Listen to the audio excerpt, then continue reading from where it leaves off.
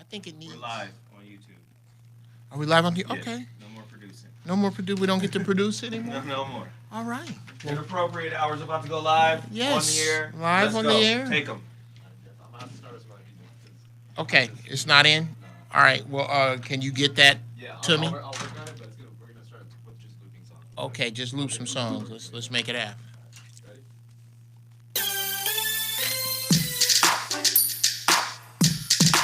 Yo, we're back again, and welcome to the Inappropriate Hour with Geoff Brown.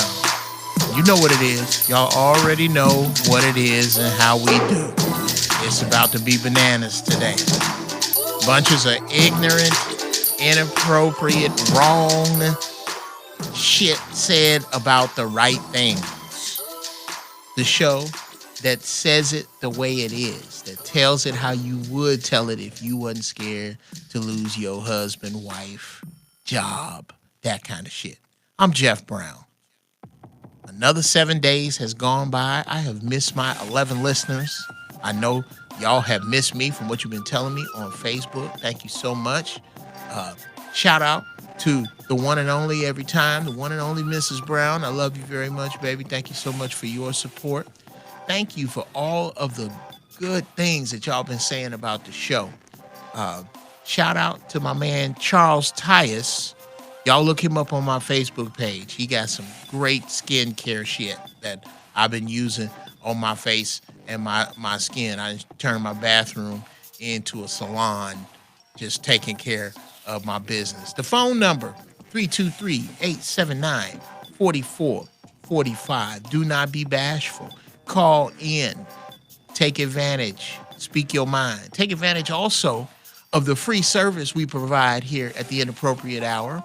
If you are trying to get fired, because if you quit, you won't get unemployment, be sure at work that you turn up this program nice and loud.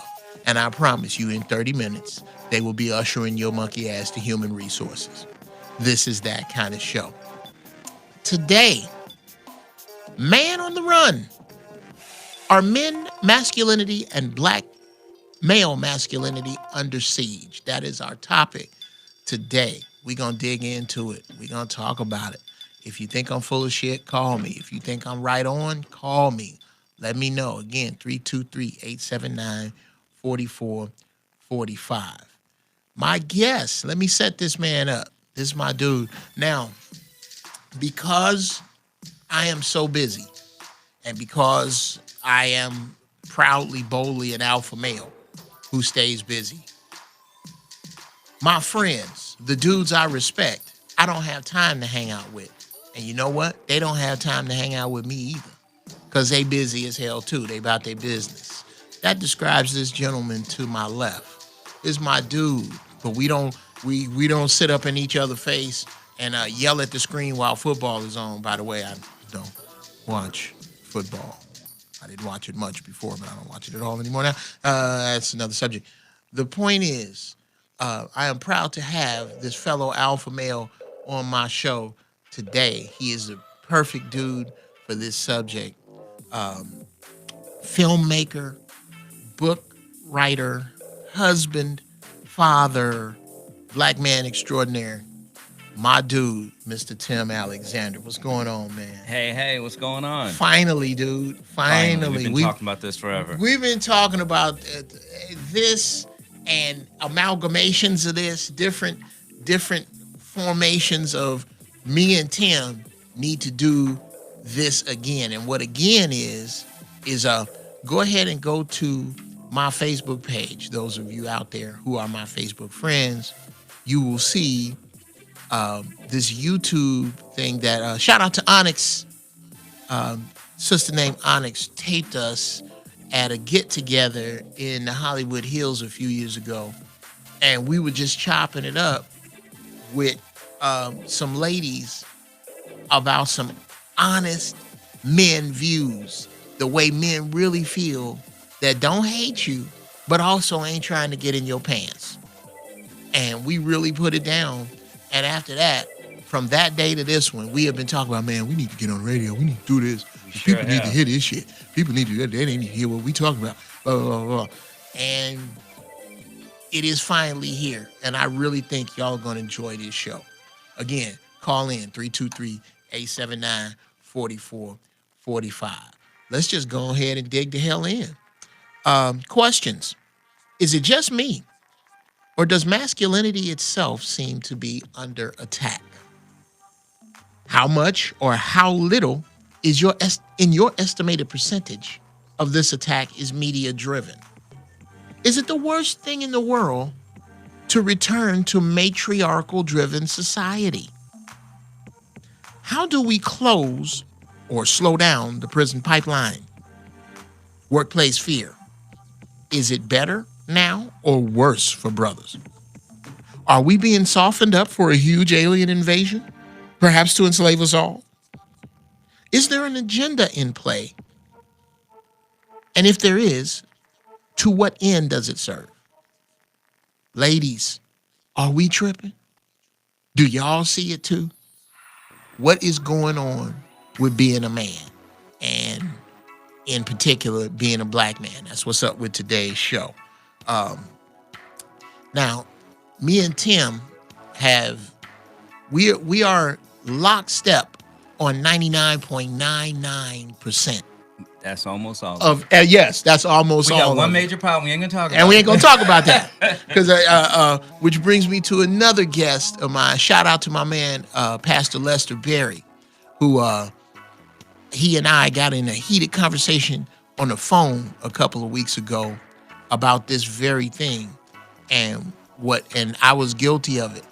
What black people, especially black men, what we got to start doing is stop concentrating on what we disagree on and find ways to find solutions in the areas where we do agree. Absolutely. So, and that's what's up with this. And you got to stop. You got yes, gentlemen. It's feminine energy. Get the sand out your pussy. If you don't agree with another brother in a couple of areas, then you need to still be fellowshipping with that brother, because iron sharpens iron. And that's kind of where we are today. Tim, tell the folk a little bit about yourself. Well, And a little bit about and me. go through the movies, man. Go through movies. yeah. Okay, all right. We're going to start off with something that most of you know about. I did Diary of a Tired Black Man. Now, y'all should remember that because I was tired at one point. I mean, tired at an extraordinary level to the point where I had to make a film about it. And it kind of caused a shockwave. I'm sure you've seen lots of men and women talking about the difficulties that some, not all, black women can create in society. And, it's kind of common knowledge that some of our sisters need to look at them because they tend to blame everything away, kind of like Donald Trump does. So, wow, you done went Trumpian with it? I went Trumpian. Okay. I accuse them of being Trump-esque. Or Trump-esque? Okay. Yes. All right. And I love my sisters. I love black women. I want to clear that up for all those that think I don't. Yeah, let's get that out the way. Black women, can't stand them. I sure did marry two of them, one successfully and one not so well. Yeah, exactly. Exactly. That's how you figure out what you want. But that didn't stop me from coming back. Man, look. Because, a real man, he may fail at something, he gets back up, he says, you know what? I understand from my mistakes. I'm going to come back, I'm going to conquer this thing. I'm going to ride this I'm gonna make this work. Yeah, I'm going to make this work. Because this is what I plan to do, and I'm going to do it. Right. So we see a lot of things of people talking about how black women need to get it together. But do you know, I, like Little Richard, am the originator. You can go to YouTube, Facebook, any place you want. You cannot find one major video that predates February the 6th, 2006, when I put up the Tired Black Man clip. Oh, wow. Yeah. Wow. So literally, that was the first major push, and since then, it's become a cottage industry. So you lit the social fuse. Yeah. YouTube was literally only 3 weeks old when I posted that clip. Wow. And that was the first viral video on YouTube. Most people don't know that. Wow. Okay. So, the reason I deal with this issue so much is I publicly brought the issue to light from the perspective of a good black man. Okay. Now, black men have been dumped on plenty prior to that, but nobody ever said, "Hey, let's look at you. Some of this is actually you." So that was my origin, and from there I created my own forum, which before Facebook was on and popping. I mean, it was the Facebook of its time where people were really just millions of people talking about these issues. You know, I've gone on to do some other films. I started my career as a fashion photographer 38 years ago. And, you know, I went through a divorce that didn't make me happy because I never They thought, usually don't. I never thought they- that would be me. They usually don't make you happy. Yeah. I came from an intact family, and all of a sudden I'm in divorce court. It's like, wait a minute, I'm not supposed to be doing that. I'm Tim Alexander. Alexanders don't get divorced. Right. So, you know, I had to bite my pride and go into a forced divorce, Wow. you know. Wow. And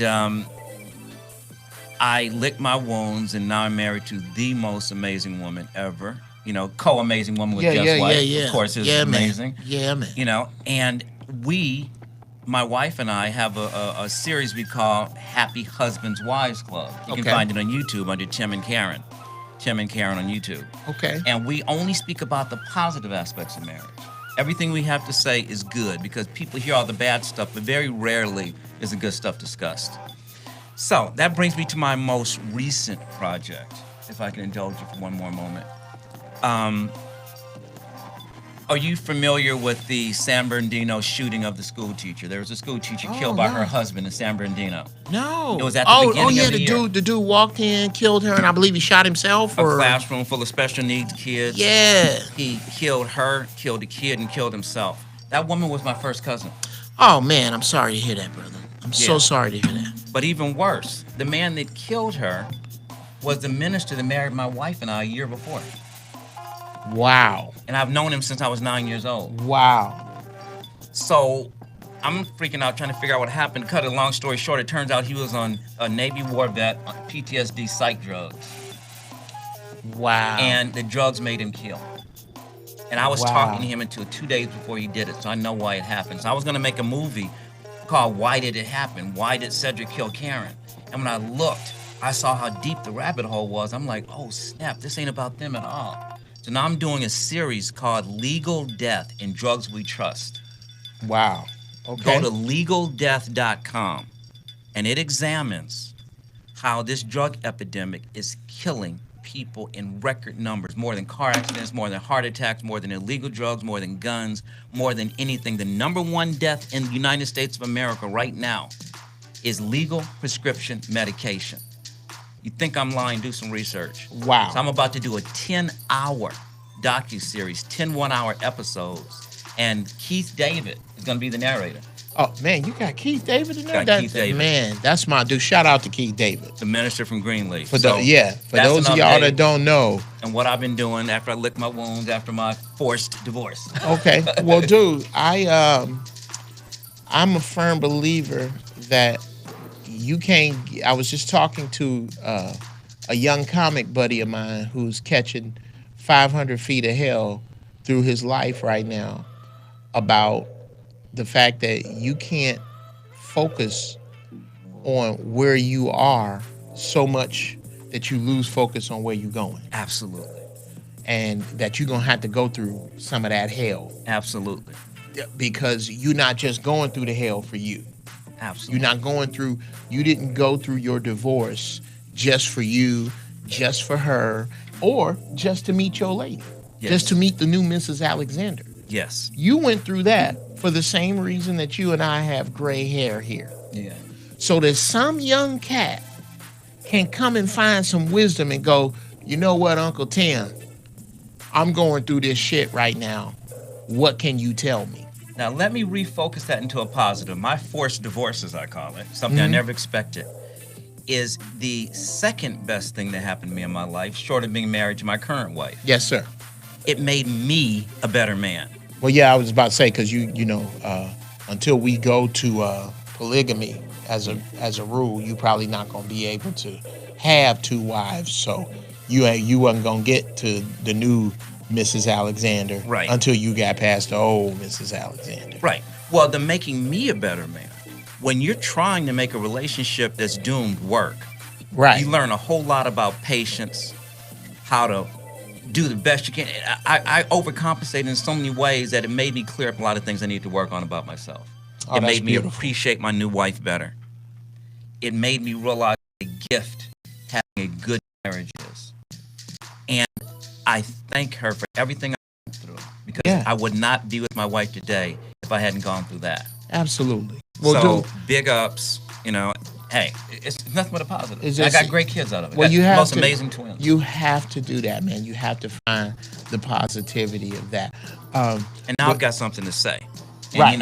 I want to share everything I've learned, because I've experienced a family where my parents were together my entire life. Mm-hmm. I experienced a bad marriage that failed, and I experienced a good marriage that's working. So I know so many perspectives. Right. And I was born in 1959 when most people had a daddy.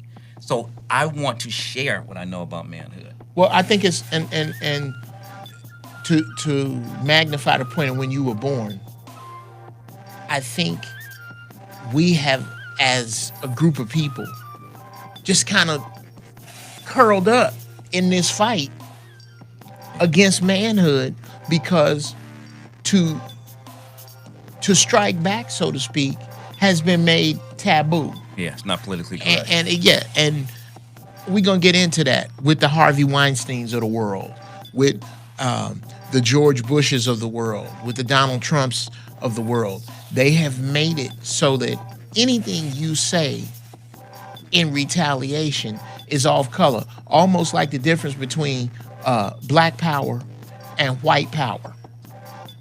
Yeah. Your ancestors made the term white power dirty.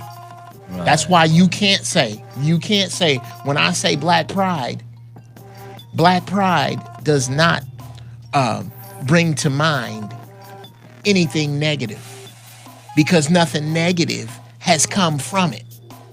White pride brings about negativity because of what was done under that name, under Yeah. that flag. Yeah. And the same thing kind of applies. Back in the days when they said white power. Right. Black and back to bring that back to masculinity. Right. It's hard to talk about being happy about being male because of a lot of the fucked up things that happened under the banner of just being male. Yeah. But that doesn't represent us all. It doesn't go to it doesn't lead us all. There is so much that is positive about being overtly masculine, and we're gonna get into that, but we're gonna have to do that after a break.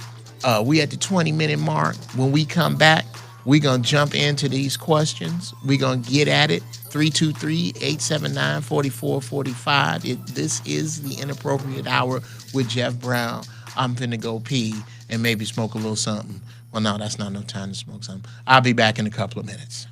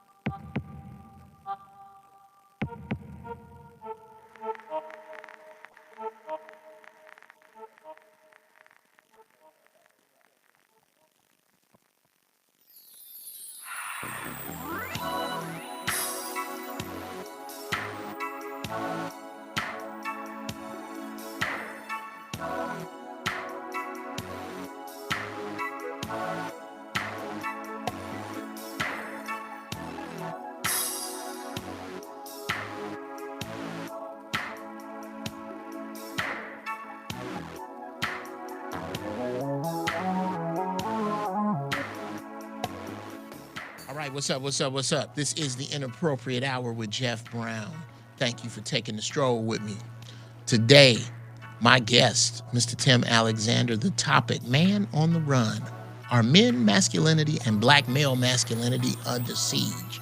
Call in when you hear some bullshit you don't like or something you want to co-sign on, 323-879-4445. Question, is it just me or does masculinity itself seem to be under attack? How much or how little in your estimated percentage of this attack is media driven? That's what we about to dig into right now. Again, my dude, Tim, it's been a minute, man. Yeah. Let's go at it. And I don't take it for granted that everybody sees it my way. But when I look at the media and you see commercials where it's in commercials, it's in movies, it's in TV, where the father is always the klutz, the ass, the idiot, the foil, the James Evanses of the world, gone. The George Jeffersons of the world, gone. The upstanding masculine father image. It's almost like something is just full on under attack under that. If you noticed it, when did you see it start to come about, in your opinion? Let me tell you, no, it is not just you. I am going crazy over what I see. When my sons are watching TV, I'm constantly saying, that's not right. I'm constantly saying, no, it doesn't work that way. Every single cartoon, the girls, the women, they're running the house, they're the heroes, they're beating up everybody, they're doing everything, and every meal's like, Right. They're like doofuses. And on the shows that are relationships, the mothers talk down to the husbands, the daughters talk down to their fathers. You know, Right. And if it wasn't for the woman, the idiot wouldn't even know how to make it in the world. You look at the TV commercials, they don't know how to turn on the washing machine. They don't know. Oh, yeah. The dude is just this inept creature that has been rendered useless almost. The butt of every joke. It's Right. sickening. And I think a bit of it is pendulum swing. Yeah. A bit of it, because if you go back to the absolutely. 60s and the 50s. Lucy was stupid. And Bern and Gracie. Yeah. Yeah. And so I get that. But what I'm saying is the truth is somewhere in the middle. It's somewhere in the middle. Prime example, I'm a comic and a writer and a music producer and a plumber and a horticulturist. No, I do. Great husband and father. Thank you, brother. I do.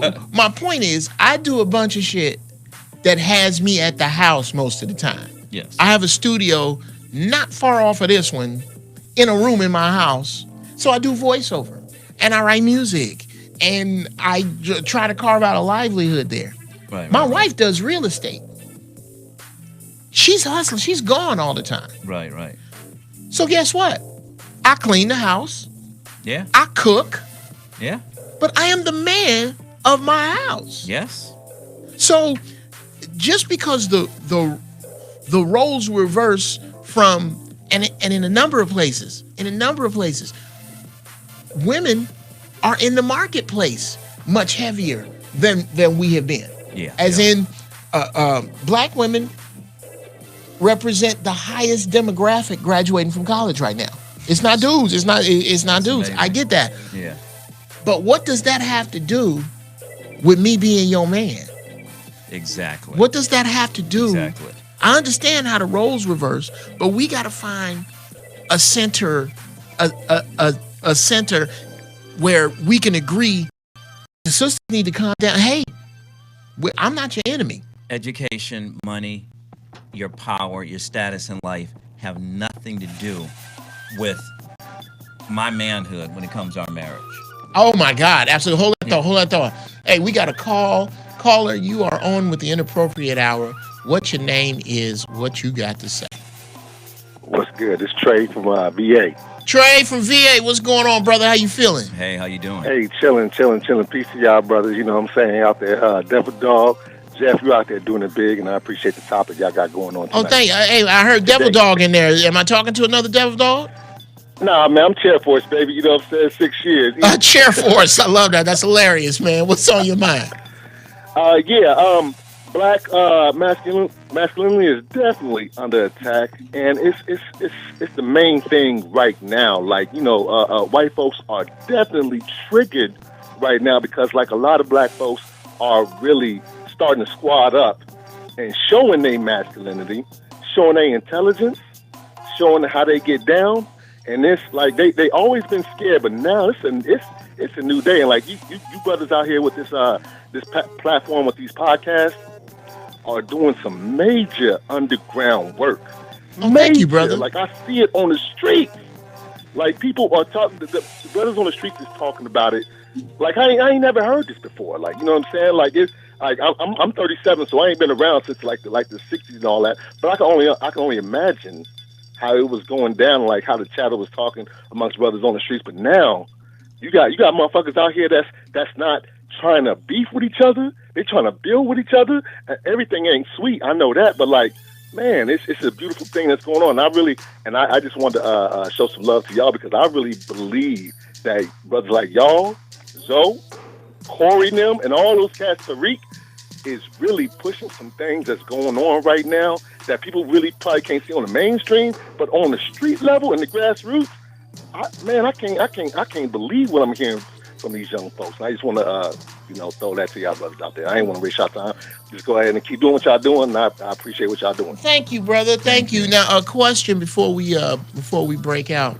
When you say you see the grassroots thing going down, is it something that you're seeing other of your friends, and is it a groundswell? Is there talk going on?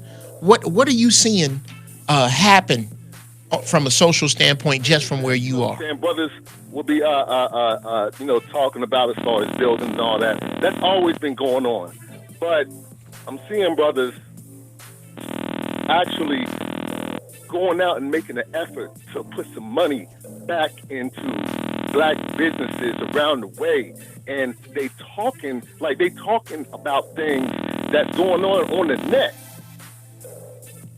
Okay. Well, thank you, brother. Thank you so much for the call. I think we got another one coming in. Oh, do we? We got another phone call? Okay, don't be fucking with me, White King Cole. White King Cole, that's his name I gave him, my board operator. You are on with the Inappropriate Hour with Geoff Brown, here with my guest, Mr. Tim Alexander. What your name is, caller? What you go by? Oh, peace, brother Geoff, man. What's going on, man? My name's Alon X out of Frisco by way of Stockton, brother. My man. What's happening? What's going on, Doc? Thank you so much for being a part of the show today. What's on? Speak your mind. Man, brother, first of all, I got to thank you, brother Zoe, brother Corey, brother Tariq, all you brothers, man. I started with Tariq, then from Tariq I went from Corey I went to Zoe, now I'm on to you, then I went to Kev. Man, you brothers have laced my tennis shoes so tight, I'm ready to stick the white supremacists in their ass from here to hell, brother. Well, thank you, man. Well, what's on your mind? What's up? So check it out, brother. I see the topic about masculinity being under siege, and I couldn't agree more, brother. And the thing about it is I've seen a reoccurring thing going on, just from patterns of history that I've studied under the teachings of the Honorable Minister Louis Farrakhan. Mm-hmm. And I've seen that every time somebody that has risen, there's always been overt strategic ways that the dominant society uses to demean his works or his character. For example, a few years ago, out of Dr. Boyce Watkins' platform, he had a sister by the name of Yvette Carnell. Now, Dr. Boyce didn't co-sign her, but inadvertently, she was dogging the minister.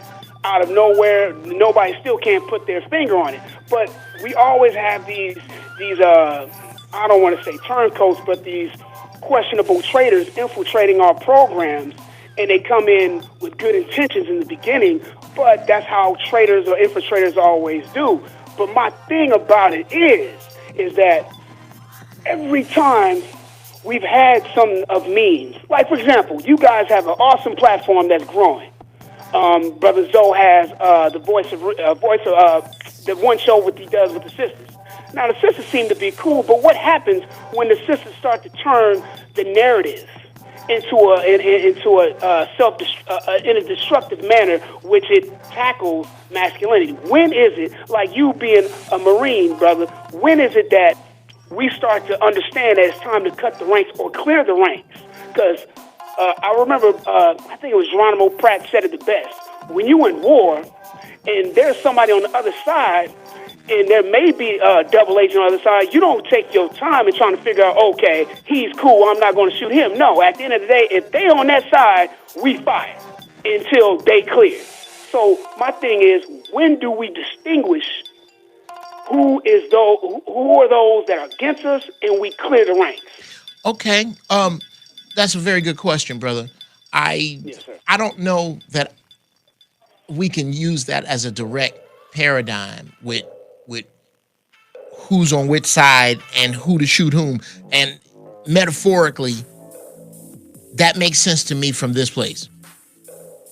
The people, the brothers, the sisters who are not active in any way, if you're not active about something to do with what's going on with us, because the monster that is attacking black existence is many-headed.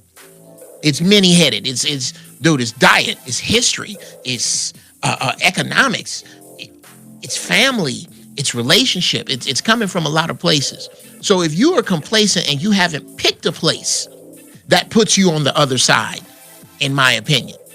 Now, with regard to metaphorically taking a shot at you, I think the best thing to do is to find those who are who are like-minded, and just march around and march over these people until they wake up and you can help them.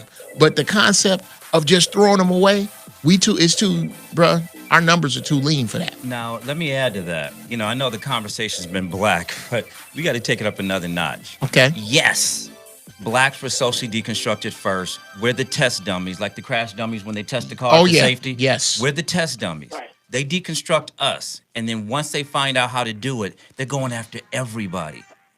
So as the black family and black people in general degrade, so does the rest of America behind us, kind of like moving down like in a curve together. They're just a few years behind.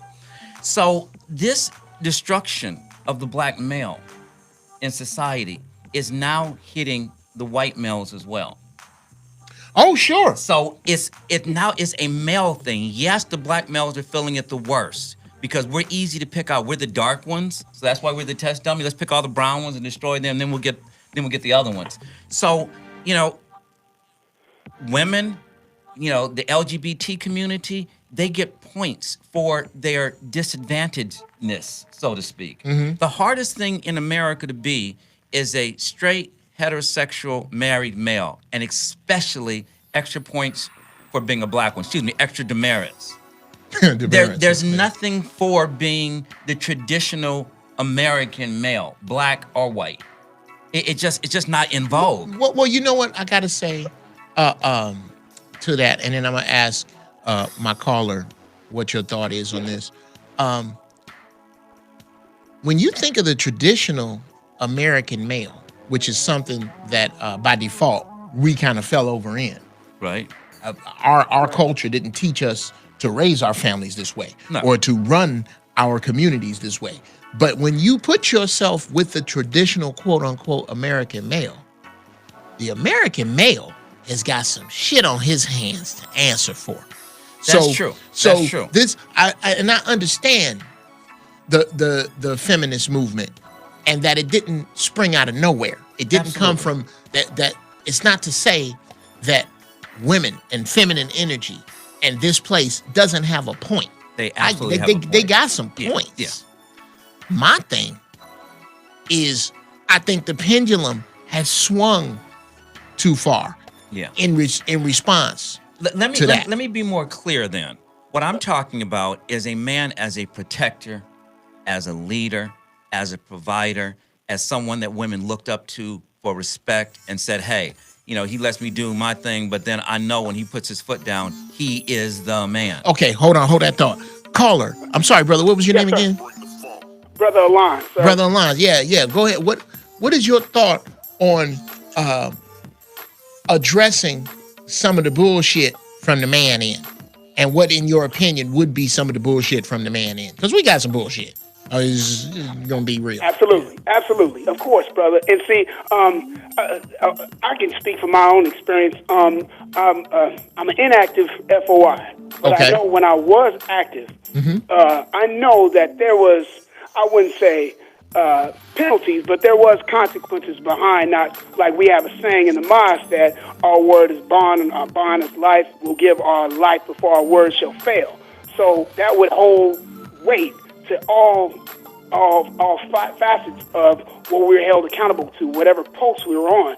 If we were just getting doors for the sisters, that was our post. Now, if we didn't, or if we fell short on that post, we would get ridiculed, or there would be just small things to put us in place. But as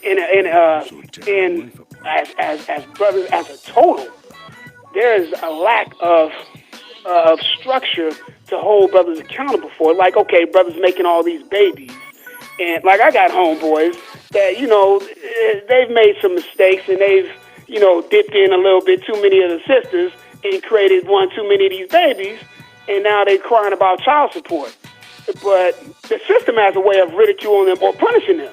But the thing about it is, back in the 60s, I don't know nothing about that, but I've heard about it in the 60s and the 50s, the family structure, the mother, the father, or the whole community would put you on blast if you was going to do that. But now, moving forward, in this day and age that we are in now, it's starting to, there is a system, but it's slowly coming into existence, but it's not as hard. Like how you brothers will put brothers on blast, like Corey on the 5150. He'll be clowning brothers on some of the like Brother Tyree say, dusty nigga shit that brothers do. Well, so man, we do have a system of putting brothers out there, but now that we are creating a system, now there's a counterattack from the feminist movement, the LGBT, and the dominant society, because we're starting to get structure. And that always goes every time within the 60s, within the Black Panthers movement, the Student Nonviolent Committee, every time we've got some type of foothold and created some type of structure, there's always something that comes and tries to knock that structure out. And so my thing is that we need to call it, I think you guys had a show not too long ago, call it what it is. Yeah, it is what it is. Well, Brother Lons, thank you so much for calling in. Do not be a stranger. Let folks around your way know about the show. I thank you so much for your support. You made some very valid points. One of which I definitely I want to move forward on. And if you're just joining us, it is the Inappropriate Hour with Geoff Brown. My guest, Mr. Tim Alexander. We're talking about masculinity. So let's have some fun. Let's have some masculinity fun and get on the run. inappropriate. Yeah. I'm ready to get inappropriate. Dude, I think we're gonna have to take back masculinity by any means necessary. By any means. And I personally, the women actually need us to. They don't realize it. Well, I don't think they all. But here's the thing. Here's the reason women get with thug brothers. Because thug brothers, they go masculinity first, whether it makes sense or not. They don't care about nothing and nobody. And women are like, that's why they like bad boys. You think that's it? That is one of the reasons women like bad boys, because they sense masculinity, whereas men who try to be appropriate and try to be what women say they want are actually neutered by the standards of what women really want. They want a man to overrun them. That's why they say, oh, he's too nice. I can run over him. I need a man that knows how to put me in my place. That's why they want a thug. Okay, well, we're going to take another break and come back. I want you to think about that.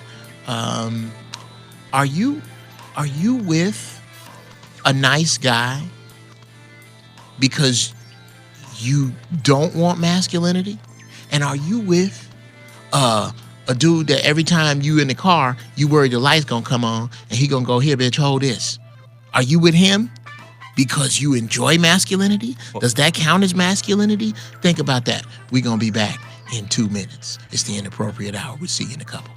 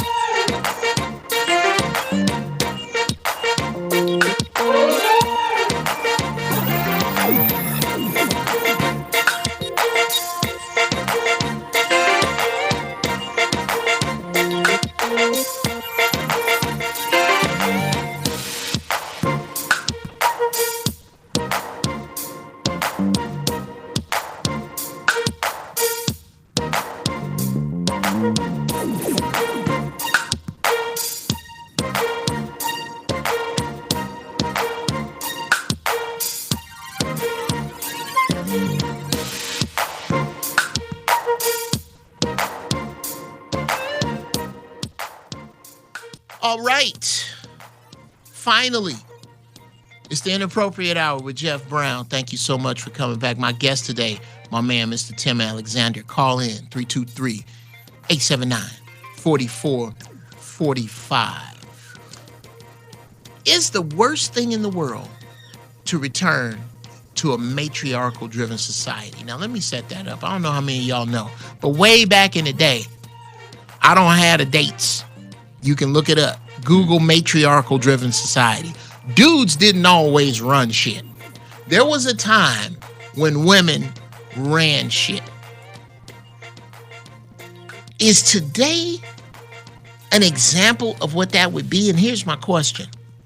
Sisters out there, if you gonna say, I can raise a man all by myself, I don't need a man to raise a man, then you also, since you've been doing that, are gonna have to take some part of the blame for jails being full, for dudes sitting in the car while the girl pumped the gas.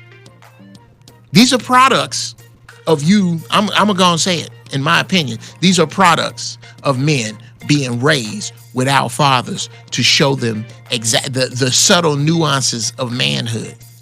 Not responsibility.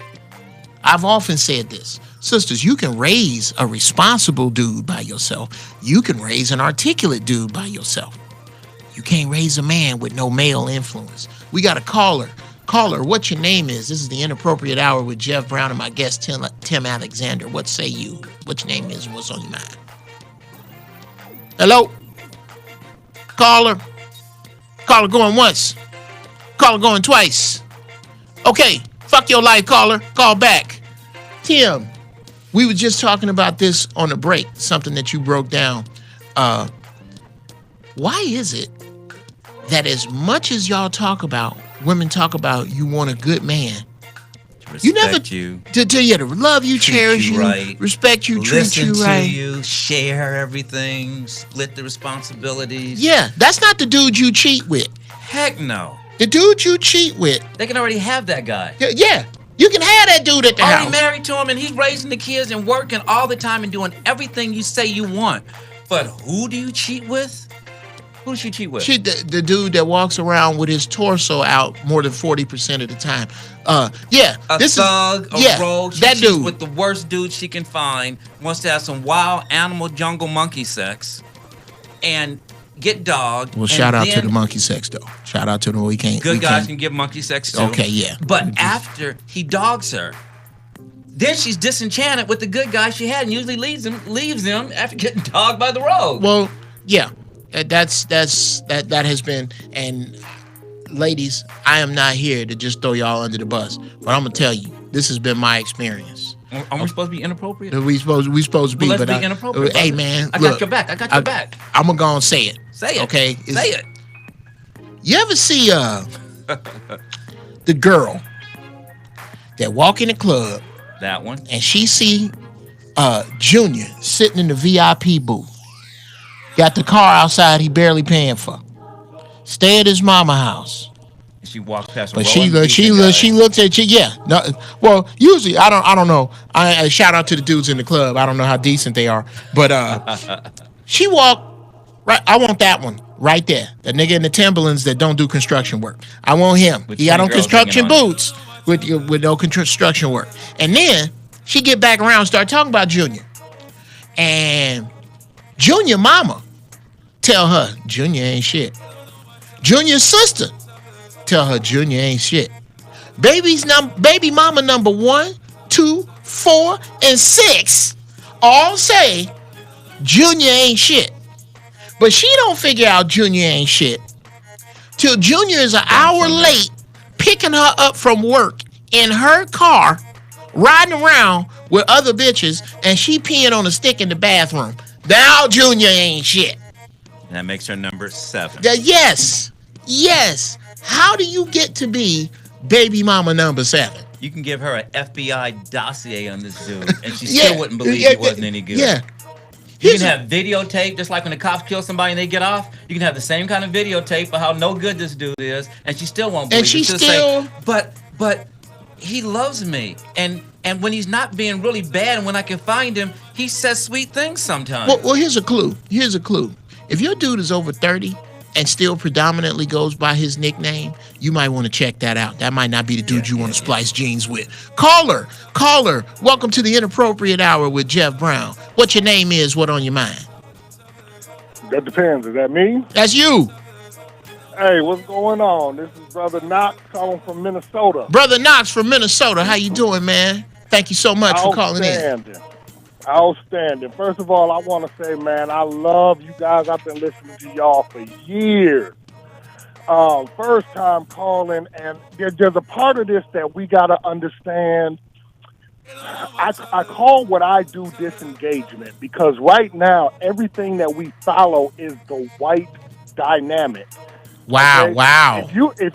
If you look at white television doesn't have men. Look at the way that they are portraying the feminine and male roles. Males are now the soft, sensitive ones, and the women are the ones, they sleep with the guys, and then, are you sad, man? It's the same thing that feminists hated about men are exactly how they are portraying themselves now. Wow, the same shit that they told us that we did to them, they are now doing to us. Yeah, that's the pendulum swing I was talking about. And as black people, that's where we get messed up, is because we follow their lead. Okay, that's why rap music is messed up, because 12-year-old white girls dictate what we love in the hood. Damn. Knox, question, brother. Question. Yeah. And forgive my ignorance, but in the words of Chris Rock, ain't no black folks in Minnesota but Prince and Kirby Puckett. Hey man, look here. I went to Minnesota. I was in Minneapolis for a while. Rest in peace to my man Prince. He was a good friend of mine, Sinbad. Matter of fact, me, Sinbad, and Prince was tight. I don't know if y'all watching on YouTube, but here, let me put it into perspective. Me, Prince, and Sinbad was tight. This is Prince and Sinbad. That was me over here. I knew of him. I was in his company more than 15, 20 times. And while I was in Minnesota, I saw a kind of a different demographic or a different vibe up there. But again, this was many moons ago, where it was like that area was like one of the last vestiges of, I'm a man, you a woman, this the shit I do, this the shit you do. Are you telling me that that is up there where you are, that shit's gone? Or it's gone. Fading? Wow. Let me tell you something. This is the saddest. I gotta tell you this. This is the saddest thing. I was at the store. I was at the pawn shop the other day looking for some games for the kids. Right. Mm-hmm. Shout out to the pawn shop. I saw a brother walking with a white girl. He was a young dude. The white girl was fine. Right. Okay. Amen for that. He had a PlayStation in his hand. He literally was following this white girl around like a child. We are man. When you say that, okay, I think somebody else on your show might have said it before, but if you're raised by a woman, right, you're technically going to want to be like the person you're around. That's not even a bad thing, right? You're just raised by your mom. Like if your dad is there, you're going to see your dad mannerisms. You want to do your dad mannerisms, right? Right. So if you're around that's why you see so many masculine-ass feminine niggas. Like, how can you be masculine and feminine at the same time? Oh well, I think that's a product of us being locked up, a product of us being absent, a product of the black man or black people finding each other disposable. I think that's a DNA that's a great byproduct of slavery. I really do. I believe that black people find one another disposable. Fuck that nigga right there. I think so. I think that a lot of that. And again, I want to iterate that some of this is we're taking cues from the whites. There was I think it was Joe Rogan. I can't remember who it was. Oh, I love Joe. Shout out to Joe Rogan. Yeah. Right on. If I see another little 5'8" white girl beat up another 7 foot tall, 298 pound white dude in a movie, right? You see, like this is what we're like. They're taking it and they're name another man. I'll ask this question. Name a man.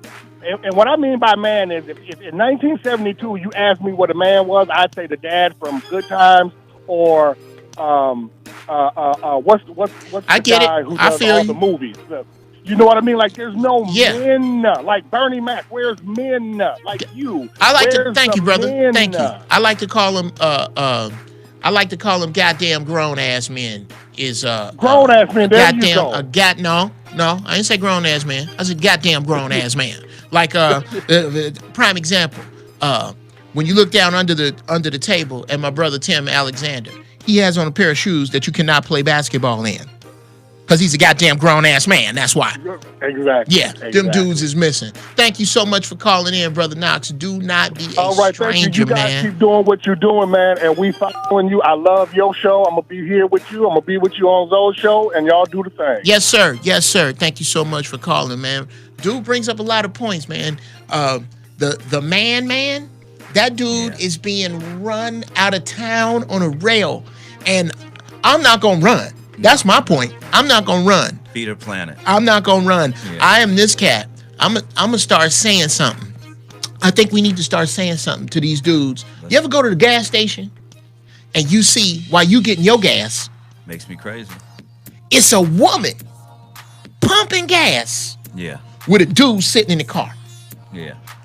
I'm telling you, I had to fight every urge to go over to the sister and go, excuse me, baby, let me take this pump for a second. Yeah. Knock on the window, and when dude put the window down, I just squirt gas in there and light a fucking match. Why are you sitting your dumb ass in the car? Yeah. Who told you that was cool? Right. I don't get that. I don't get that. And the women that allow it, I mean, at most, my wife will go in and pay for it while I'm already taking the gas cap off and putting it in just to expedite, you know.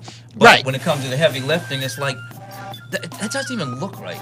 Well, do you think? And how many often do you see the man sitting in the seat with his all kicked back, the woman driving? Maybe it's her car, but you know there are a lot of men that don't even want to do the driving. No, yeah. Just like what I think that, and that's what I mean when I say a lot of us have just relinquished manhood. Yeah. And I think it's because it's a fucking hard job. Both jobs are hard. They weren't trained. Both jobs are designed to be hard. Yeah. The male role is a hard role. The female role is a hard role. I was having this.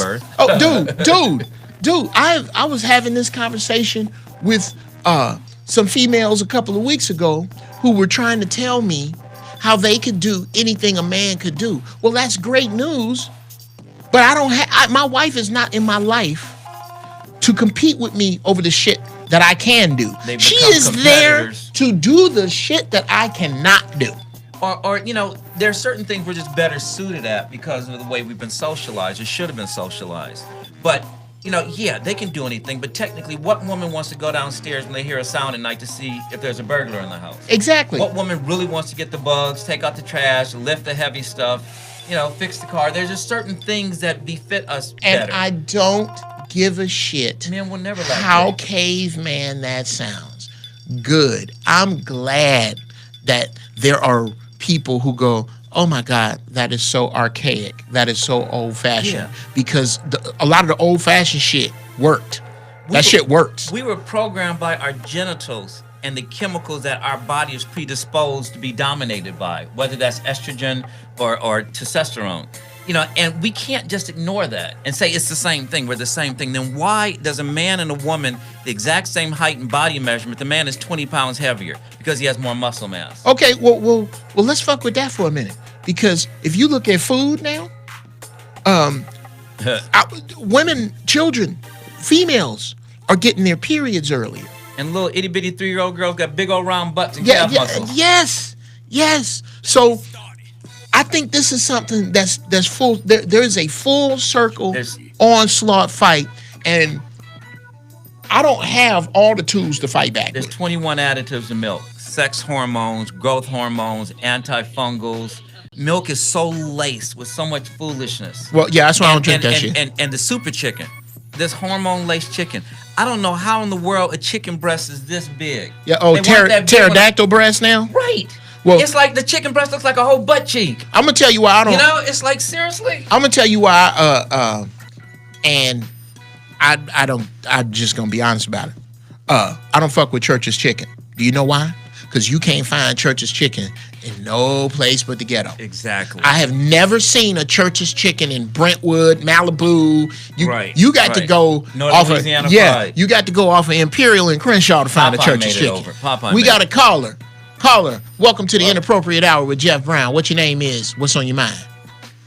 Hey man, my name's Joe from Tennessee. What up, Joe from Tennessee? How you feeling, brother? What's on your mind? Good, man. I'm just a young brother. I'm only 21. I've been listening to you and Joe for a while. I'm a big fan of the show. And I stumbled across the topic. You said, y'all was asking if masculinity is under siege, correct? Yes, sir.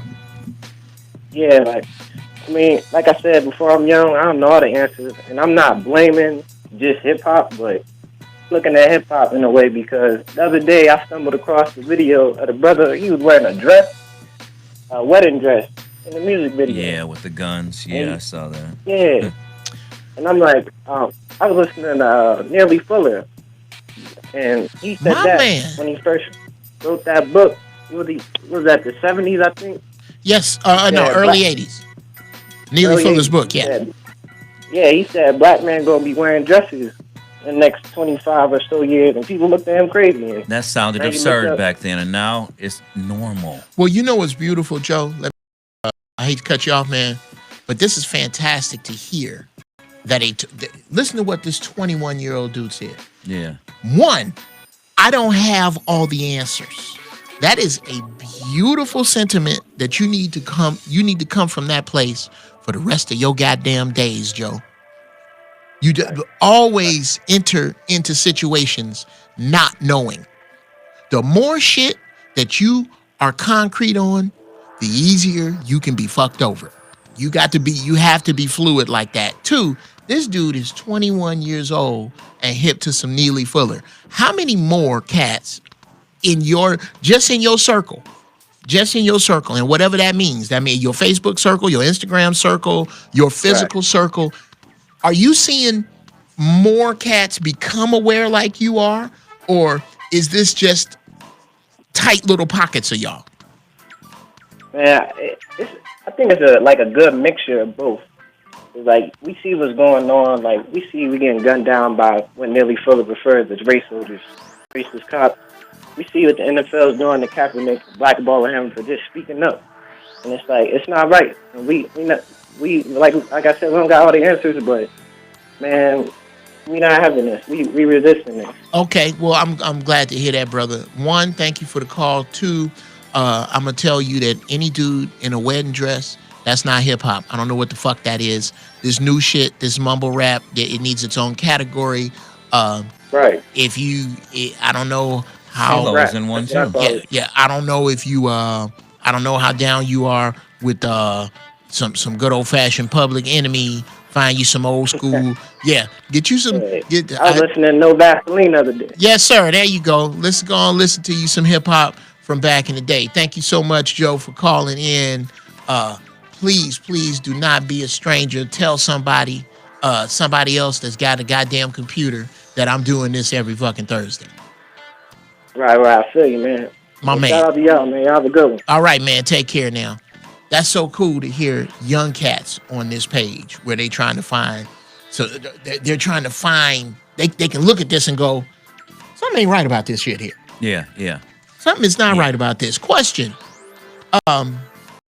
Speaking of young dudes, man, how do we close or slow down the prison pipeline? Because I really believe a lot of this has to do, a lot of this stronghold of masculinity fighting has to do with, or the success of it has to do with how many of our men have been snatched from us. And what pisses me off is how the system in place has the unmitigated gall to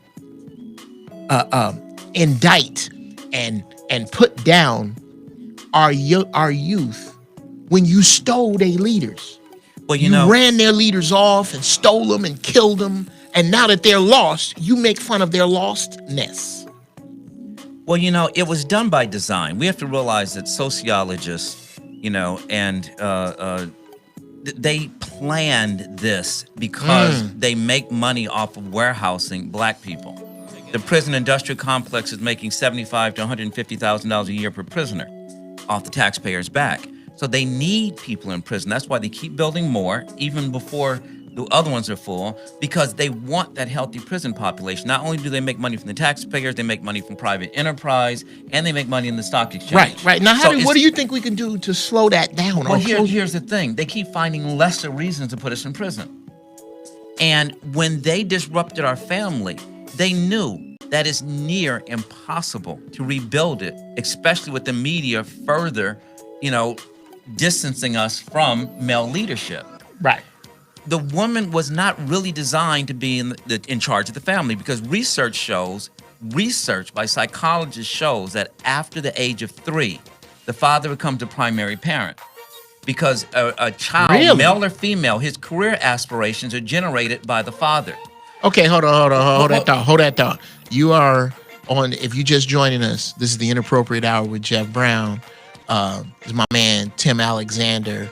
That's the reason I invited his ass on the show, because he just walks through and just drops grenades like that one that you just heard. Call in 323-879-4445. And now let me finish that thought. Yes, sir. Now, Yes. Let's take two parents. Let's look at a male or a female. Which one of your two parents, if you had both, which one of your two parents do you feel worse and feel the most like a big, smelly dog turd if you disappoint? Wow.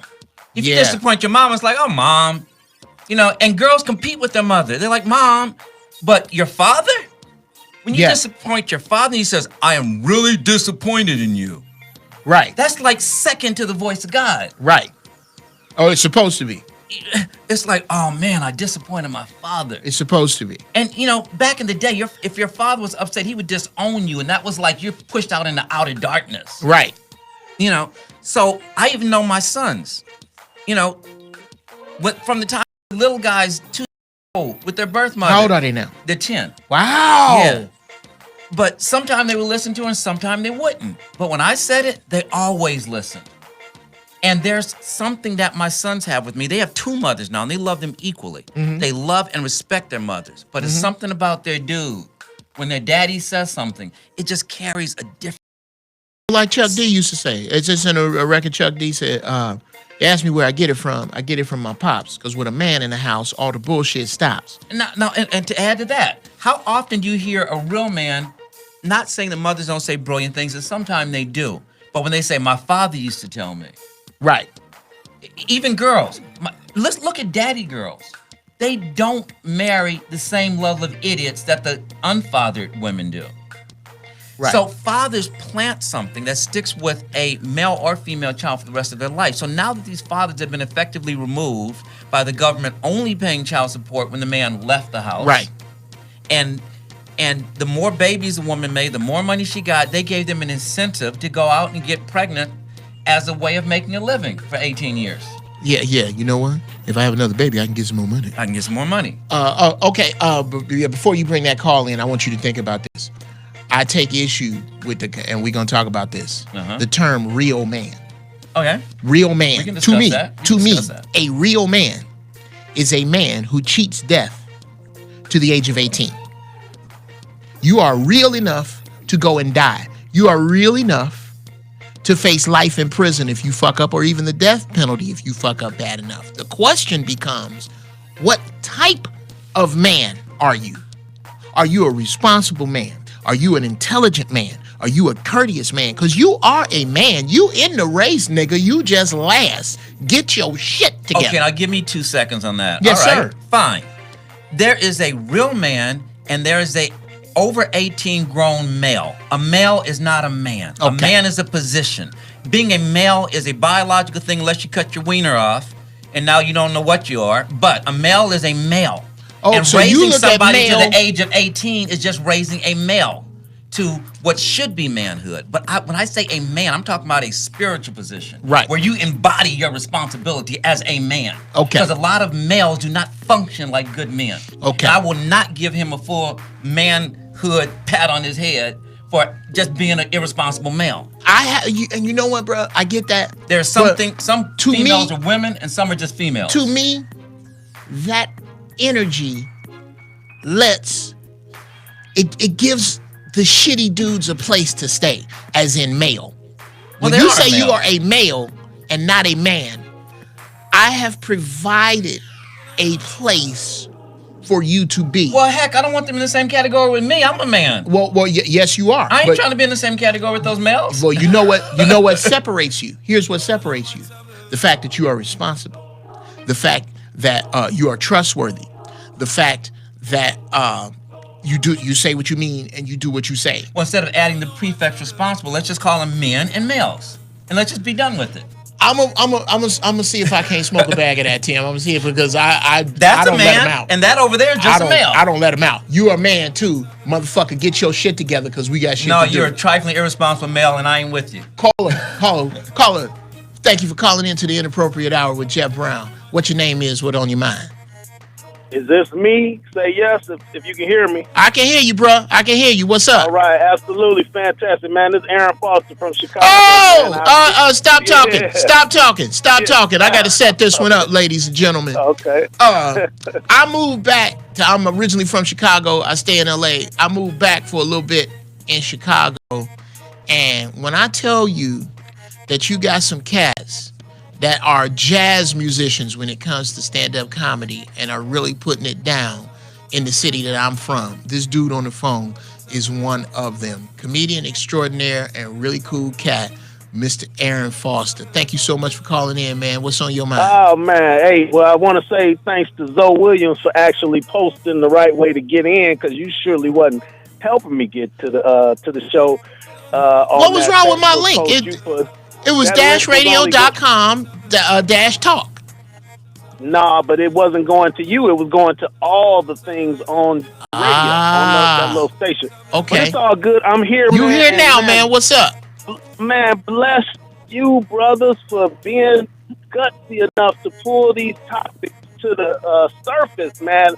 I mean, I'm struggling with dudes left and right all day long when it comes to men representing manhood and maleness. These dudes are so quick to want to pat each other on the booty and all of this stuff, man. And I'm not talking in the sports sense. I'm talking I was about to say. Just not being man enough to say, listen, that stuff right there is detrimental to our community. Okay, hold the phone.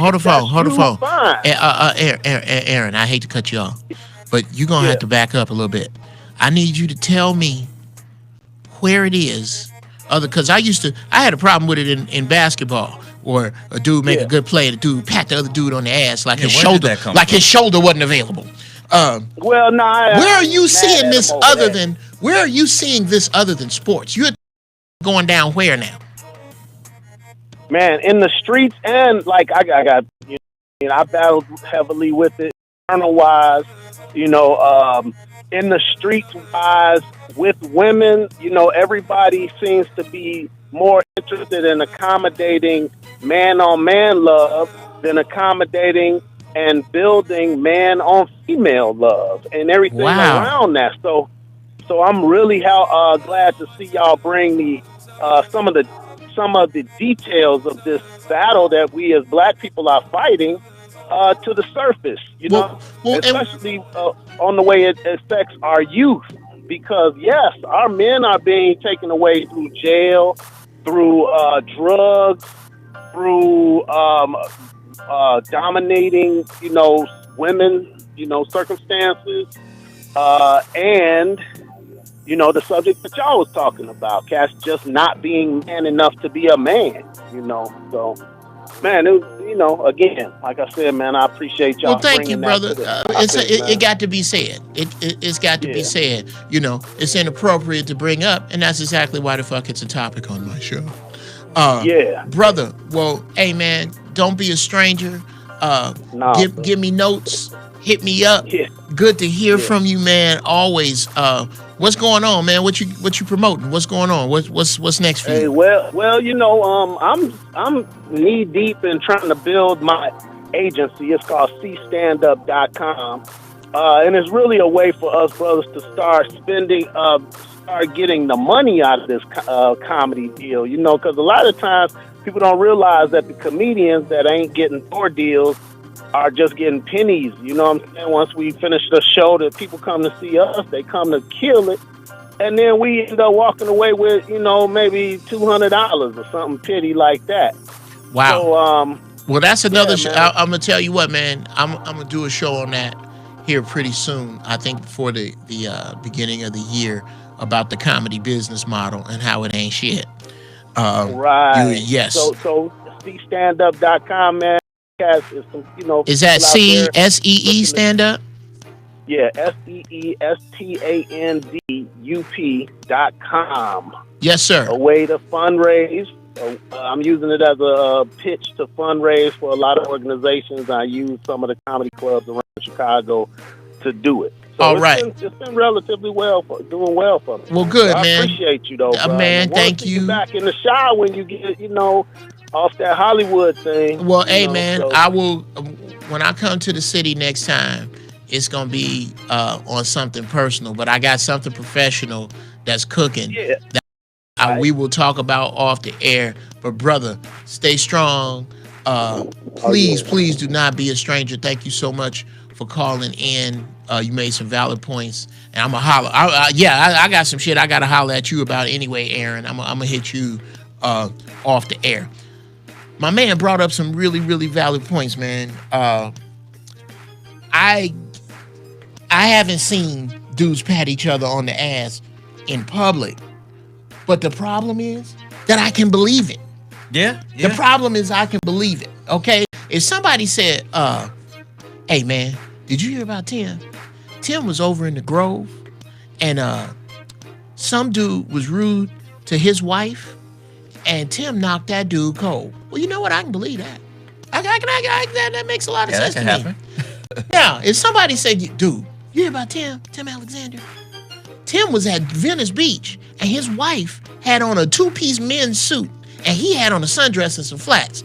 Bullshit. Yeah. I can't believe that There's because some that's males not his pattern. There are some males that would do that, but this man That won't. will not. It is this pattern. It is this pattern of gender reversal that makes it believable. I have to put it in the believable column that is dudes out there that ain't playing sports that are patting each other on the ass. Yeah. Dude, let me tell you something. If Tim, you my dude, but if you get into some kind of life or death situation and the key to it is somewhere around your ass area, you might not make it, dog. I'm just gonna tell you might not make it if I got to, I just gotta die. I got a line. I got lines. I gotta die for what I believe You in. got right? that's hilarious. You got to die for what you believe in. Yeah, and I don't believe in that. Thank you for me, thank you for listening. Thank you for coming in with us. If you are just joining us, this is the Inappropriate Hour with Geoff Brown. It is me, myself, and I, my man Tim Alexander, my board operator Mr. White King Cole, and our producer. Shout out to Zoe Williams. That's my man running shit on the YouTube live stream right now on Zoe's page until I get my shit up and running and proper. What we are discussing again today, Man on the Run, are men masculinity and black male masculinity under siege. And again, I separate black masculinity from masculinity in general because there's a saying that I have, an old saying that I made up not long ago. If America got the sniffles, black America got cancer. Yeah. Whatever America's problems are, they are exponentially worse with black people. And you can, crime, economy, child rearing, education, whatever those problems are, they are magnified in our community. Yeah. And as if we don't need enough, dude. They take us apart first. Oh my God. We're the practice. We're the test dummies. Have you heard? I know you've had to experience this. Something I call workplace fear, where black man in the workplace has to. Brother Zoe covered this on one of his shows. I would say about a month ago. Capitulation. When you see a black man of any modicum of success, he done had to put some of his blackness on the back burner. Yeah. Because when a black dude raises his voice, that's a fucking problem in public. He has to answer to everybody. Wherever he's got to. Yeah. You know, he's got his white superiors and co-workers he has to deal with who would try to trip him up wherever possible. He's got the women to deal with who often are single mothers and they see him as a problem, you know, and they see a black man and that's something that some women feel that they have to be at odds with. And then if there are some gentlemen there of the gay persuasion, a lot of times they see him as, you know, an anti-them.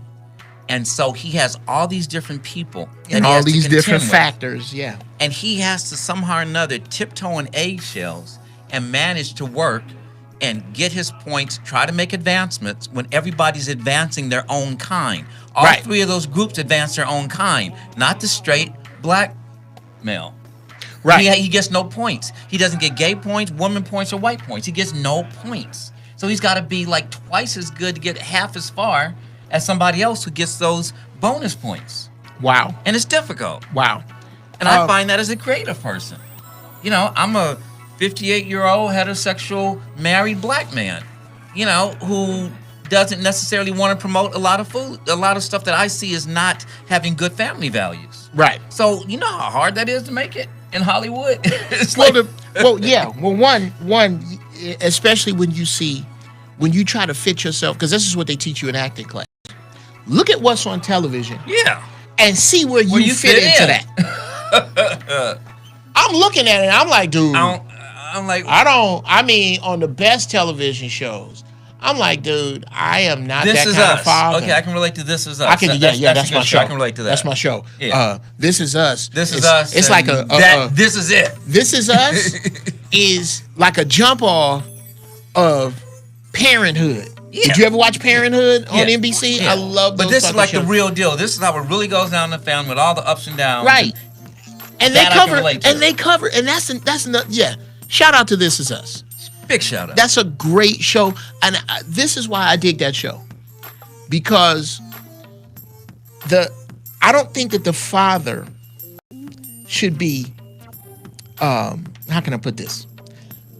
The father is Superman.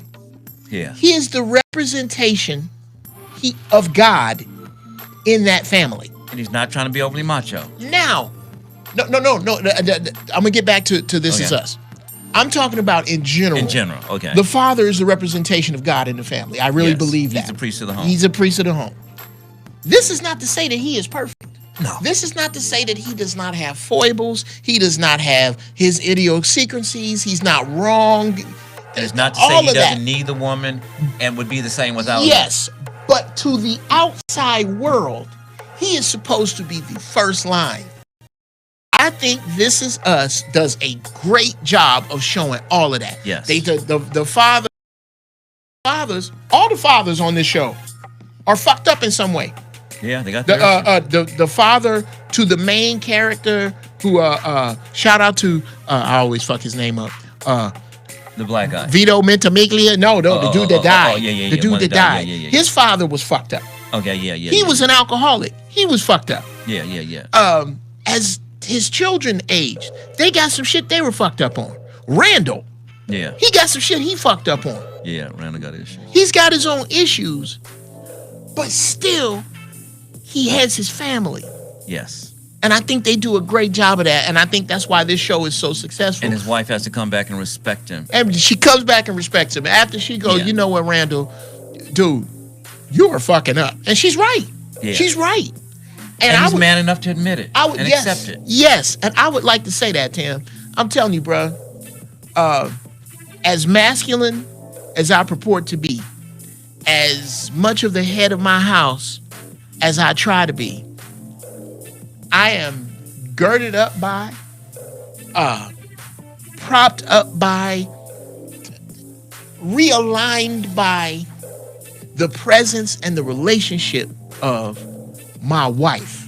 Absolutely. And I second that. I do not, as I sit here bringing up this subject, I did not bring this subject up to say that women ain't shit and they need to be under our Absolutely thumb. not. And I Hell second no. that. I second that. You can go to my Facebook page and see me whining and blowing snot bubbles when my wife left town for 7 days. Right. Oh, I like that. You know? But yes. You know, I was like, this don't work for me. You know, my wife defines me. Right. You know, and I'm not too proud to say, as much as a man I am and as much as I run my house, my wife runs me because she holds my heart. Come on. My wife is the only one that can get to me on an emotional level. Anybody else, I bust them up. Dude. My wife can break me. Dude, I tell She my makes wife, me or breaks me. My I wife tell her, get you're on my energy. My wife get on my nerves with this right here. My wife, I feel it. I feel it. My wife handles me like I'm like a freight train. My wife don't get on the tracks and go stop. What she does is she lays the tracks where she wants the train to go. Yeah. And sometimes I'll look up and go, wait a minute.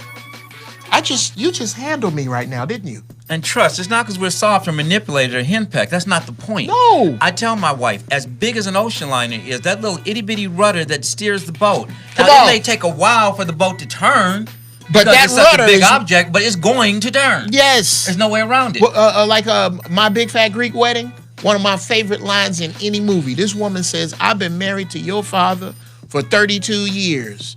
He is the head of this family, but I am the neck, and I can turn that head whichever way I see fit. I say that often. And I'll tell you this. In business, my wife and I are business partners. We have a film production company together. Yeah, I have magnitude more experience. right. I do 90% of the work, I give her 50% of the credit, and I want to give her 100% of the money. How about it? How about it, bro? Now that's being a man. Yeah, my man. Caller, what your name is? Welcome to the Inappropriate Hour. What's on your mind? What say ye? Hello, can you hear me? I can hear you. What's your name, Doc? Hey, my name is Kevin, calling out from Houston. Kevin from Houston. What's going on, baby? Hey, man. Well, hey, appreciate the show. I'm glad I was able to get through again. I just saw that you was live, so I wanted to go ahead and give a call. But Thank you, brother. I'm a little disheartened right now because I don't know if you guys touched on it yet. Like I said, I just tuned in, but you know, the Dallas Cowboys not making that stand and walking out. I feel like that's what really disheartens me about it is that, you know, my generation, I'm only 28, and I'm talking to a lot of my brothers, a lot of people in my age, and they don't see the problem with that. They, you know, we so focused on, well, they got to get a check, and that's what the boss said, or they're not going to give us that money. But I feel like that was one moment, you know what I'm saying, that we had in this time to really show masculinity that, you know, because like that we really just don't have. We always talk about oppression or overt racism or covert racism or whatever it may be, but that was just an opportunity just to show that at the end of the day, like, this organization is nothing without me, without us, without the spine, you know. And but for a lot of people don't even see it that way. You know, man, it's just really, it's kind of hard to swallow. You know what I'm saying? Oh, well, brother, let me jump in there on that. All right. This comes back to something that a friend of mine, and if you're just joining us, you're on the Inappropriate Hour with Geoff Brown, my man Tim Alexander, and my man Kevin from Houston right now. This a friend of mine, the late great James Hanna, the best television writer I've ever seen. Something that he said, which is, niggas don't worship God. Niggas worship money. We worship money, okay? Money comes down to the particular decision that your peers make. When your peers say, hey, man, he got to make that money, it's about his check. They're talking about how he, being the Dallas Cowboy, being all NFL players, all of them, if you ask me, have let Kaepernick down. Yeah, they have. With their money decisions, They are the game. they are making choices for themselves, even though they have the type of money that can affect their grandchildren. But it affects their grandchildren in order to stay in the same oppressive system with the coupons that they are collecting, because that's what money is. Money is coupons. It's certain shit you can't buy with. I don't give a fuck how much money you got. So they are affecting themselves directly. When it wasn't no money in the game, when it wasn't that much money in the game, when Jim Brown, when Muhammad Ali, when John Carlos. yes. He'd have walked out. He'd be on the knee. He'd be, yes. When those That was the cats dude that stood held up, up the black fist yes, during the that was the Olympics. black What was it, fist in 68 Olympics. Yeah, see, When those cats put it down, there wasn't this much money in play. These brothers have let Kaepernick down. They can shut down the NFL. Yeah, brother, The if players do every- not want them to all walk away. If They would lose a everybody fortune. black, Walked off the field. everybody black this Sunday said, fuck y'all, we getting in our They'd expensive have a cars few and going home. quarterbacks and a few guys on the line standing there. No, I They tell wouldn't you what any you running have. backs. They wouldn't have. I tell you what you'd have. You'd have rugby. Without niggas in football, you got rugby, or you got you got Newt Rockney football. You can go back to putting them leather helmets on without that. And to me, there should not be an NFL. The NFL should not exist. How is it that 75% of the talent is black, but 75% of the owners ain't? How is it that as blacks, we do not hold, not the players, the teams and the owners responsible? While Jerry Jones is threatening these dudes to not kneel, Jerry Jones could, what he spends on golf, take care of the literacy problem in Texas. Jerry Jones could the equivalent of what he pays for golf clubs and shoes and club memberships, and adopt a school and say the Dallas Cowboys are going to give 10% of their earnings to the very schools that we harvest our crops from. But they don't do that, and we don't hold them accountable. So this is why I say black people are complacent in their own, they are complacent in their own undoing. That this undoing that we are in has to do with what we do and don't do, what we say and don't say. And thank you, Brother Kevin, for calling in from Houston. Don't be a stranger, call in. I love the fact that we getting cats under 30. Speaking of 30, we got 30 minutes. Man, let's drop some real heat. Let's do what we do. What? This Nigga, is what called you the wanna say? Inappropriate Hour. I ain't been inappropriate yet. Well, just say some inappropriate shit then. Okay, I'm sick and tired of seeing the way we're failing. And we have to look at the systemic way that we were put in a position to fail and how we perpetuate our position of failure. I'm tired of the media propping up black men with bad values and the women just flocking toward them. I don't know why Lil Wayne is the star he is.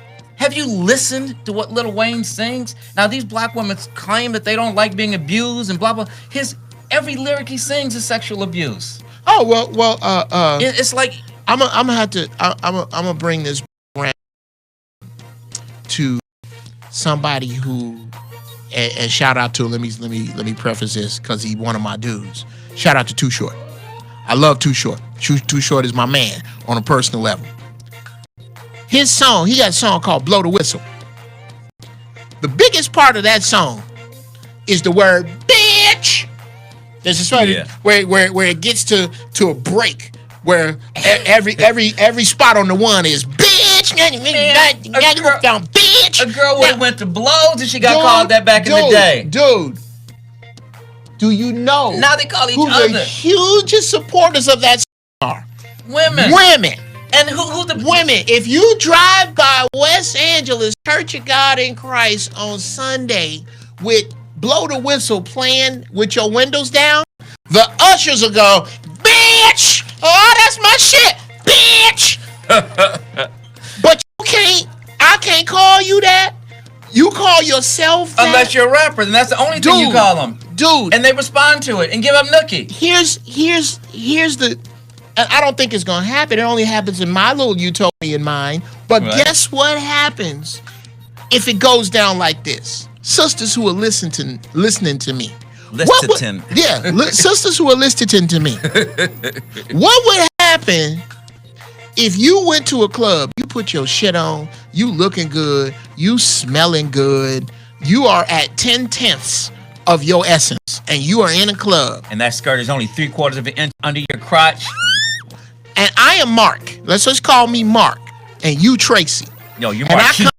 I'm the, Marquise. This is 2017. I'm La DeMarquise. That's your name, I'm La DeMarquise. La DeMarquise. Get it right. La DeMarquise. Marcus, that's old. Rolls up to the bar, sees you standing there, and goes, "Hey, Tracy, how you doing, girl? Oh, you know nice to meet you. No. Let me get you a drink. No. And I buy you. Hold on. I buy you this drink, and everything is going smooth. Everything going wonderful until one of them bent over and busted open songs. That's what I call them. It's bent over and busted open song. One of them bent over and busted bitch comes on, and you go, "Oh, let me stop you, La DeMarquise. as much as I'm enjoying our conversation, our evening ends here. Because as I hear this music and you not protesting, I got to dance like a it nasty makes freak. it makes me think that that's what you think about me. So thank you for the drink. You have a good evening. Tracy, if you did that and multiplied that times every sister in the club, guess what? They'll stop playing that music.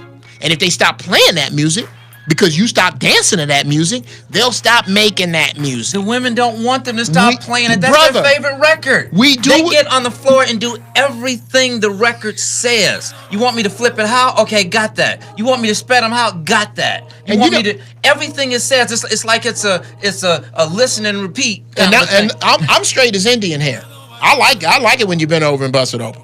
I just don't think that that's where the evening ought to start. Does it start here? Does it? I mean, that was what was so beautiful about when we grew up in the 70s.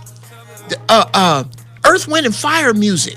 The Isley Brothers. They talked to women the way we wanted to talk to women.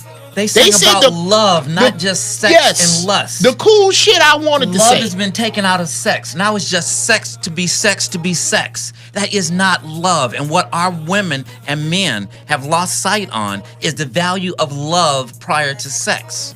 Oh, yeah. Sex is a bonus that is a physical manifestation and the titillation that should go with love.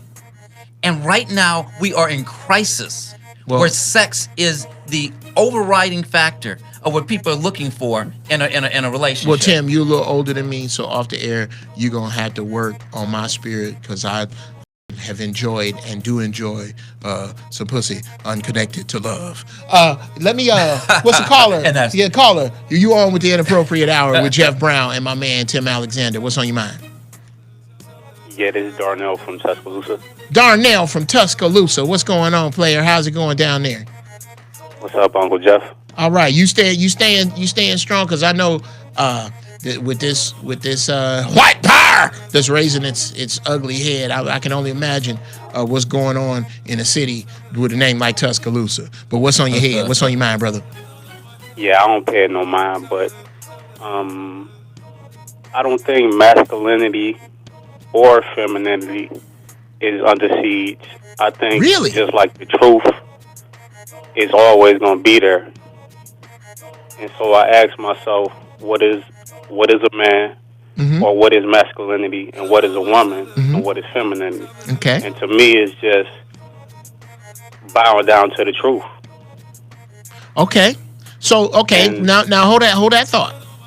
If you are saying that, and I agree, I agree with the second half of what you said.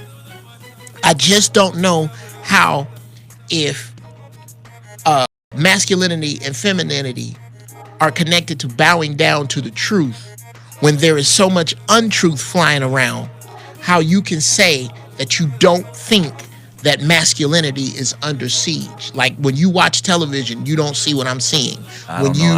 When you hear music, you don't see what I'm seeing. Two things. One, how old are you? And two, kind of expound on that for me. How old are you?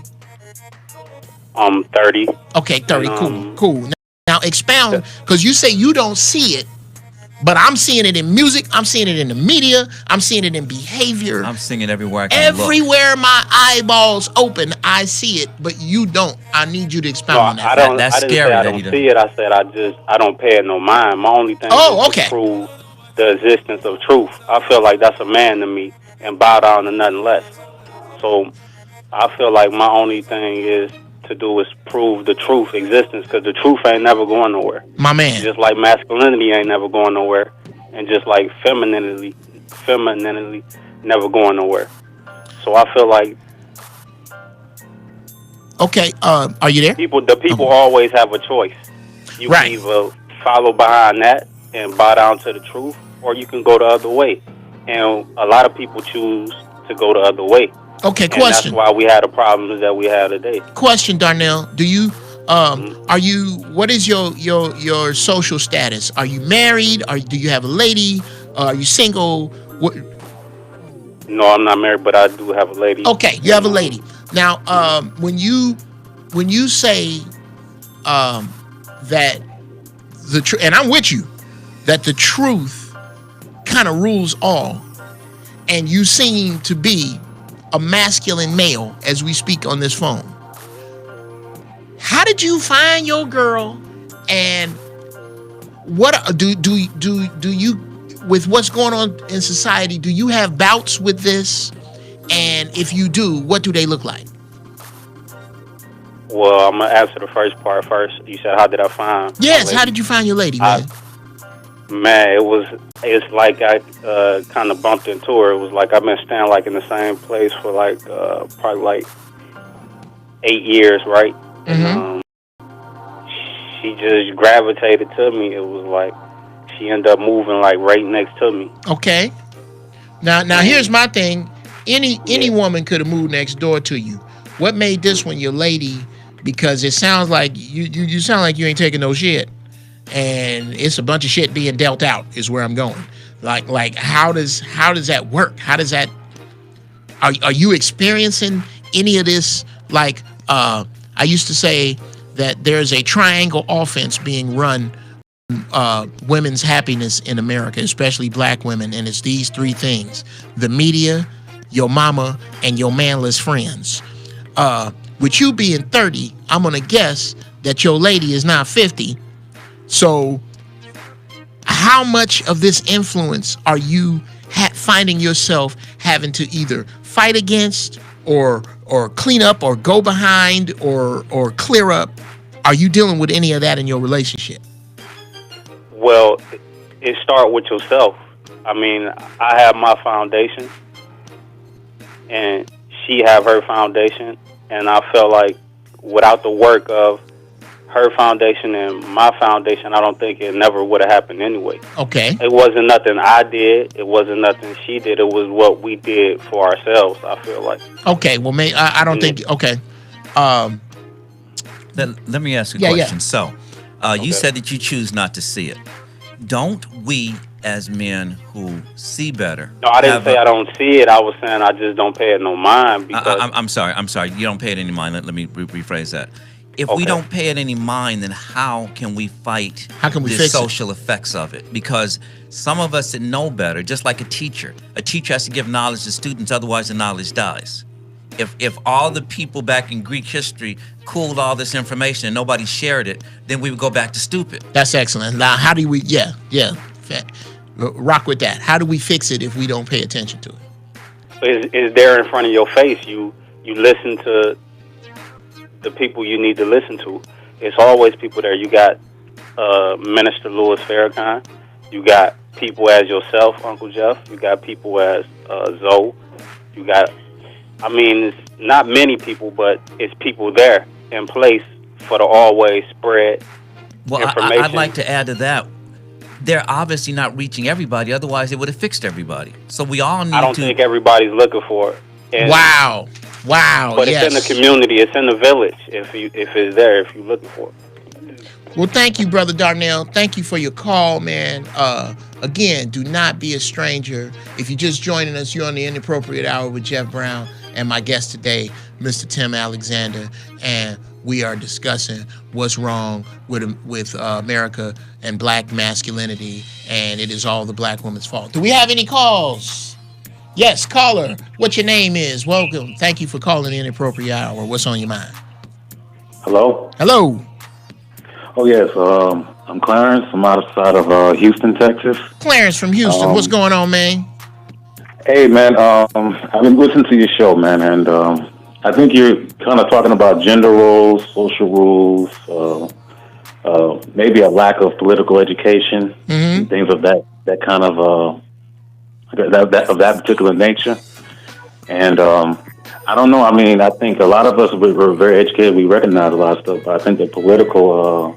So like Fred Hampton was saying, we don't have we haven't given a political education. You know, as far as how the rest of the world looks at you. You know what I'm saying? Okay. Or the way we kind of look at one another. Okay. In that kind of context. You know, but I don't. Today is a different thing. I mean, it's a different. I mean, you got social media. We could possibly get that message out.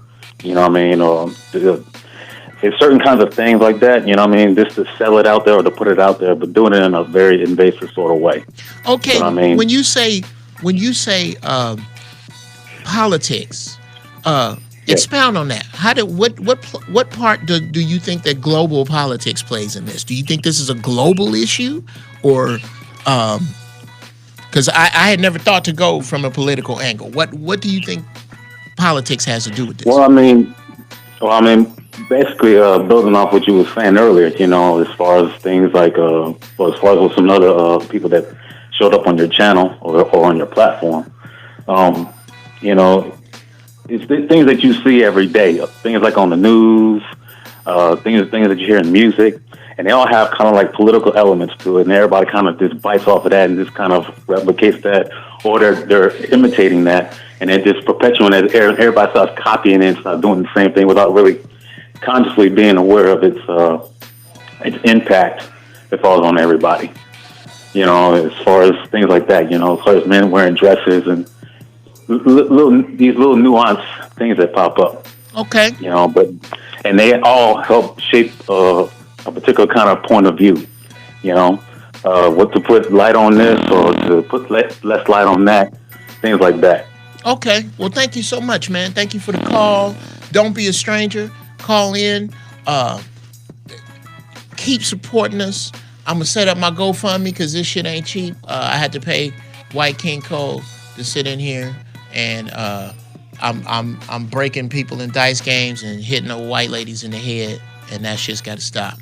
I definitely have. I can't put this. I definitely got to disagree with dude that just called. I don't think politics is the big bad wolf here. Well, you said that we're not trained and educated in politics. You're not educated. You have to take that. If you want to know, all you have to do is watch the news and read the newspaper. That's something, if you want to know, it's there to know. It's out there, yeah. Right. So, and it's not really the point.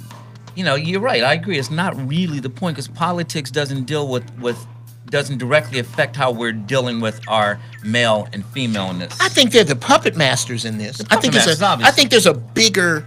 But the game has been busted. Yeah. The game been busted. Game been busted for a minute. So, you know, we see what happened. We know what happened. We can tell you. You can go and look it up and find out what happened. So what do you think in the final minute is? What do you think is, because we can sit here and shit out problems all day. Right. What do you think is the solution to some of this? Well, you know, obviously we're taking the first step. We're talking about it, trying to get people to be more aware. We have to figure out what side we want to be on and really stand on it and be on it. You know, if you want to have a relationship of a certain type, you have to figure out what that is, educate yourself, look back at some historical ways things have worked, and I'm sorry, the divorce rate is way too high. If the divorce rate is so much higher now than it used to be, that must mean that something isn't working as well today. Well, if our children are coming out the way they are coming out, that must mean that we're not doing something with the same level that our grandparents did it. Absolutely. I'll give you that. I, for one, am leaning towards the abolition of the Western American construct of marriage. I think we need to go back to kings, queens, and villages. But again, that's some of my shit. Is that a phone call?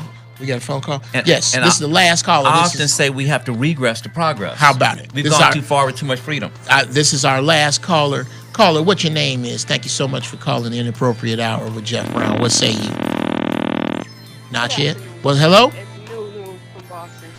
What's your name, baby? Lulu from Boston. Okay. Do me a favor.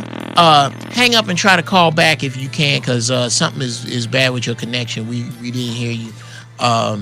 It's a sister from Boston, and that sucks because, God damn it, I've been wanting to hear from a woman this whole fucking thing. Yeah.